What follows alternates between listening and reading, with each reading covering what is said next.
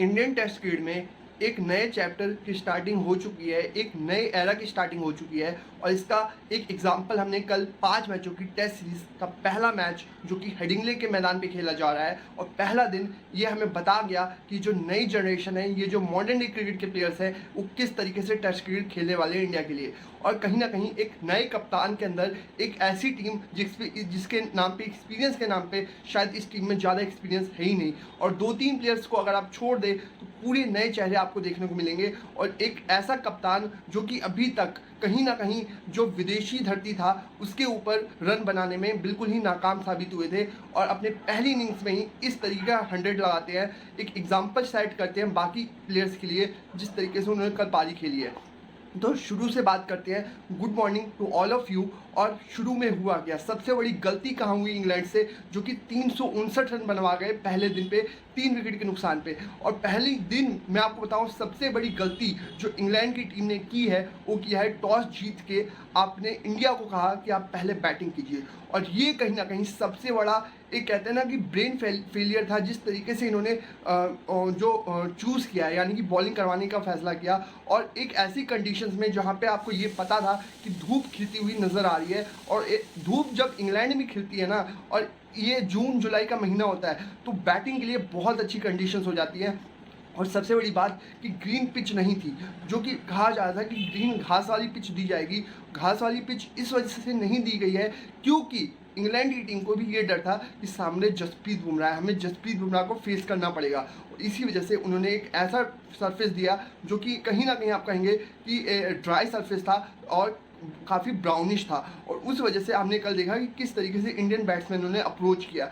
जब आप good toss to lose, आप ये कह सकते हैं कि इंडिया टॉस अच्छा हारा है जिस तरीके से हारा है। अगर आप ये देखें कि ये एक ऐसा मैदान रहा है जहाँ पे लगभग 25 साल हो गए इंडियन टीम को जीते हुए आखिरी बार।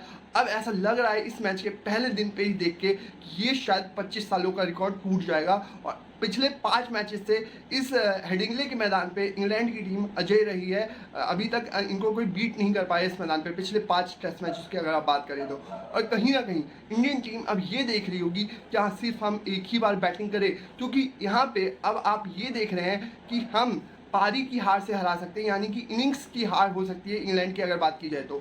हाँ, इंग्लैंड की बल्लेबाजी बहुत ज़्यादा मजबूत है, लेकिन इनकी गेंदबाजी इस तरीके की है जहाँ पे आप ये कह सकते हैं कि पैदल गेंदबाजी है। एक ऐसी बॉलिंग अटैक है जिसको एक्सपोज किया है कल इंडियन बैट्समैनों ने अपने बल्ले से, और ये दिखाया है कि आपकी बैटिंग वही है कि जो गली मोहल्ले की क्रिकेट में होती है ना, वही बॉलिंग है उनकी खास करके। अगर आप देखें तो जिमी एंडरसन और स्टुअर्ट ब्रॉड के जाने के बाद इस इंग्लैंड की बॉलिंग लाइनअप में बिल्कुल धार नहीं है, और पिछले लगभग 30-35 सालों में सबसे वीकेस्ट, सबसे आप कहेंगे सबसे कमज़ोर गेंदबाजी आपको इंग्लैंड की बॉलिंग नज़र आएगी इन टेस्ट क्रिकेट अगर आप बात करें तो।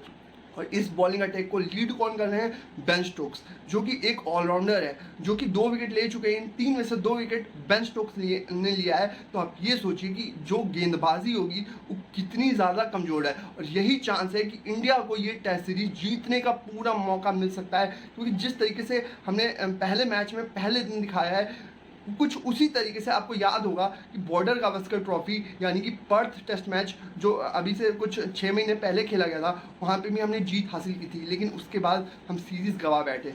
अगर इस मोमेंटम को साथ में लेकर चलते हैं और इस बॉलिंग अटैक के सामने अगर बैटिंग हमारी अच्छा कर जाती है तो हमारे पास वो गेंदबाजी है और फार बेटर बॉलिंग है हमारे पास इंग्लैंड के मुकाबले। अगर आप देखें जसप्रीत बुमराह, प्रसिद्ध कृष्णा, मोहम्मद सिराज, वहाँ पे शार्दुल ठाकुर, तो गेंदबाजी अर्शदीप सिंह, आकाशदीप सिंह, तो ये सभी गेंदबाज ऐसे हैं जो कि कहीं ना कहीं इंग्लैंड के बल्लेबाजों को टेस्ट करेंगे। और इनकी गेंदबाजी ऐसी है कि हमारे बल्लेबाज अगर ठीक ठाक भी खेल गए तो भी आराम से 300 रन हर मैच में लगाने का दम रखते हैं जिस तरीके की इनकी बॉलिंग नज़र आ रही है। तो ये एक बहुत बड़ा चीज़ हो जाता है, बहुत बड़ा डिफरेंस हो जाता है कि अगर आप इंग्लैंड की बॉलिंग पर चढ़ जाएंगे पहले मैच में ही तो आप पूरी सीरीज़ में डोमिनेट करने का दावा कर सकते हैं इस बॉलिंग अटैक के सामने। और जिस तरीके से शुभमन गिल और यशस्वी जायसवाल ने पारियां खेली हैं, और क्योंकि आपको ये भूलना नहीं होगा कि ऋषभ पंत अभी 65 रनों पर खेल रहे हैं, इसका मतलब अभी इंडिया का स्कोर 359 रन है। कुछ नहीं तो इंडिया टी तक बैटिंग करना चाहेगा, और टी के आसपास तक अगर इंडिया अच्छी खासी बैटिंग कर जाता है तो आप मान के चलिए कि 550 650 रन इंडिया बोर्ड पे लगा चुका होगा।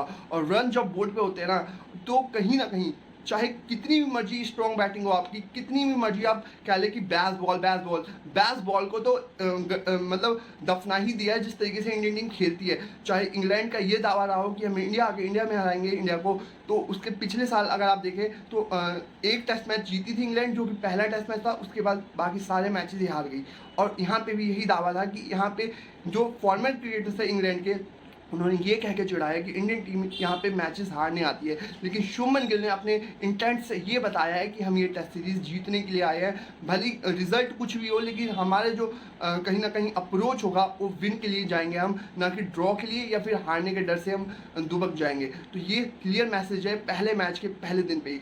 अब क्या हो सकता है दूसरे दिन? अब ये हो सकता है कि आप ऋषभ पंत का 100 देख सकते हैं, और ये अगर 100 लगाने में कामयाब हो जाते हैं तो एक लौते विकेट कीपर होंगे, एक लौते ऐसे प्लेयर होंगे, बैट्समैन विकेट कीपर होंगे जिन्होंने इंग्लैंड की धरती पे टेस्ट मैचेस में 3 शतक ठोके होंगे, अगर आप शतक ठोकने में कामयाब होते हैं आज के इस दिन पे तो। और अगर शुभमन गिल लंबा खेलते हैं और दोहरा सैकड़ा जड़ते हैं तो उससे बेटर कुछ नहीं होगा, क्योंकि उस कप्तान के अंडर में ये टीम अभी पहली बार खेल रही है, और अगर पहली बार में इस तरीके के एग्जाम्पल सेट करेंगे तो कहीं ना कहीं मोराल काफ़ी अप हो जाता है टीम का भी।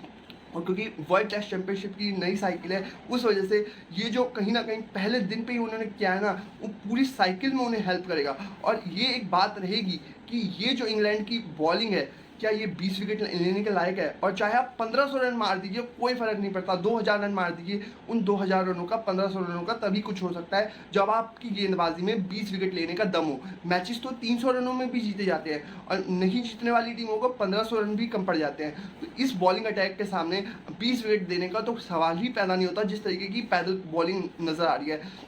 ये कार्स, ये टंग, ये बेन स्टोक्स, ये गेंदबाजी है, ये ऐसी गेंदबाजी है कि कोई क्लब क्रिकेट का लड़का भी इन्हें धो धो के मारेगा जिस तरीके की बॉलिंग नज़र आ रही है। तो आई होप कि इंडियन टीम कम से कम 600 रन लगाए, क्योंकि आपको एक चीज़ याद रखनी होगी कि इंग्लैंड के पास बैटिंग तो है, चाहे कुछ भी मर्जी कह लीजिए, बैटिंग तो उनके पास है, वो स्ट्रेंथ है, लेकिन हमारे पास भी जसप्रीत बुमराह है, उनको एक एक रन के लिए तरसा सकते हैं, उनको एक एक रन के लिए स्ट्रगल करवा सकते हैं। और कहीं ना कहीं जो ये मैदान है, कहीं ना कहीं उस मैदान के ऊपर आप ये देखते हैं कि चौथी इनिंग में चेस करना आसान होता है, क्योंकि यहाँ पे उल्टा है, एशियन कंडीशंस में कंडीशंस और स्ट्रगल वाली होती जाती हैं और मुश्किल होती जाती हैं। लेकिन इंग्लैंड, ऑस्ट्रेलिया, इन सब में एक चीज़ जो देखने को मिलता है उल्टी तरीके से, वो ये होता है कि यहाँ पे 4th इनिंग ज़्यादा आसान लगती है बजाय फर्स्ट इनिंग की, क्योंकि 3rd इनिंग और 4th इनिंग काफ़ी ज़्यादा अच्छा रहता है बैटिंग कंडीशंस अगर आप बात करें तो। और दूसरे दिन और अच्छा कंडीशंस मिलेगा इंडियन बैटर्स को, आपके हाथ में 7 विकेटें हैं, आप कैपिटलाइज कीजिए और ये देखिए कि हम कितने लंबे रन बना सकते हैं। क्योंकि अभी करुण नायर का आना बाकी है, रविंद्र जडेजा का आना बाकी है, शार्दुल ठाकुर अच्छी खासी बैटिंग कर सकते हैं,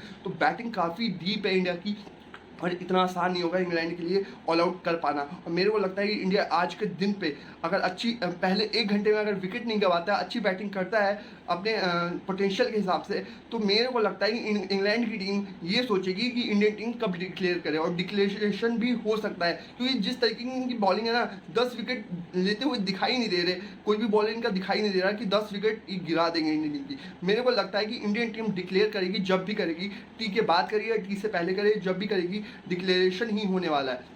और क्या ऋषभ पंत का तीसरा शतक आने वाला है, आई होप कि आ जाए। और फिलहाल तो अब ये देखना होगा कि पूरी सीरीज़ के लिए जो मोमेंटम होगा, क्या आज इंडियन टीम लेने में कामयाब होगी। और इस जब किसी टीम का गला आपने पकड़ रखा हो ना, तो उसको पूरी तरीके से दबा दीजिए, उसको खुलने का मौका मत दीजिए, एक मुर्दे में जान मत डालिए। अगर आपने मुर्दे में जान डाल दी ना, तो वो टीम फिर से खड़ी हो सकती है। उनको ऐसा डैमेज कीजिए कि पहले दिन पे ही लग जाए कि 5 मैचों की टेस्ट सीरीज उनके लिए काफ़ी लंबी होने वाली है। ऐसा नहीं है कि इंडियन टीम खराब दिन नहीं आएंगे, इंडियन टीम के भी खराब दिन आएंगे, लेकिन अच्छे दिन को आप इस तरीके से कैपिटलाइज करो कि आगे आने वाले मैचेस के लिए आपको हेल्प मिले। और क्योंकि इतना लंबा दौरा है, तो जो फॉर्म होगी हर बैट्समैन की काफ़ी इंपॉर्टेंट होगी। और यशस्वी जायसवाल तो कुछ अलग ही लय में खेलते हैं इंडियन टीम के लिए टेस्ट क्रिकेट। जिस तरीके से उस बंदे ने ये दिखाया है कि किस तरीके से शतक पे शतक ठोके जाते हैं, चाहे ऑस्ट्रेलिया हो, चाहे वेस्ट इंडीज़ हो, चाहे वो अब इंग्लैंड की धरती हो। अगर आप देखें तो एक लौते ऐसे बल्लेबाज बन गए लेफ्ट हैंडर जिन्होंने इंडिया के लिए इंग्लैंड में शतक जड़ा हो, और इस मैदान पे तीसरे भारतीय बने हैं जिन्होंने शतक ठोका हो। इससे पहले सुनील गावस्कर और फारूक इंजीनियर ने शतक जड़ा था, अब तीसरे बल्लेबाज यशस्वी जायसवाल बन चुके हैं और एक कप्तान के तौर पे शुभमन गिल चौथे भारतीय कप्तान हैं जिन्होंने शतक जड़ा है। इससे पहले विजय हजारे, उनके बाद सुनील गावस्कर, विराट कोहली, अब यहाँ पे Shubman Gill as a captain अपने डेब्यू मैच में एक जब कप्तानी करते हुए शतक जड़े हैं उन्होंने। तो इन दोनों बल्लेबाजों ने ये दिखाया है कि इंग्लैंड को इतनी आसानी से हम जितना आसान उनके लिए लग रहा था उतनी आसानी होगी नहीं। और एक चीज़ मैं आपको बता दूं कि 3 ऐसे प्लेयर हैं जिनके ऊपर पूरा दारोमदार रहेगा इस सीरीज़ में, जिनके ऊपर बहुत बड़ी रिस्पॉन्सिबिलिटी रहेगी।